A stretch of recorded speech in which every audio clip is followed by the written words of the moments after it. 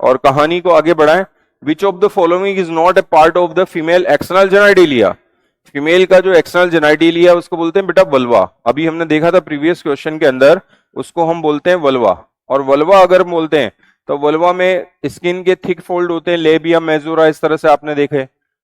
Skin के thin जो fold होते हैं उनको बोलते हैं लेबिया माइनोरा, उनको बोलते हैं लेबिया माइनोरा। पतले फोल्ड होते हैं लेबिया माइनोरा।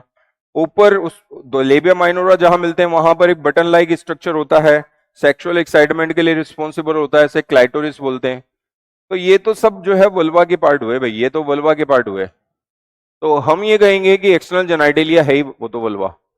तो अगर हम बात करें labia minora, labia majora, clitoris, ये तो सब उसके वल्वा के पार्ट हुए। तो हम ये कहेंगे कि फिर क्या चीज है जो उसमें एक्सटर्नल जेनाइटेलिया में नहीं है, और एक्सटर्नल जेनाइटेलिया में जो नहीं है वो क्या नहीं है, विजाइना। क्योंकि विजाइना जो है वो तो हम कैसे मानेंगे, विजाइना तो इस तरह से मानेंगे हम बेटा कि ये तो यूरिथ्रल ओरिफिस देखा था आपने, जिससे यूरिन बाहर आता है।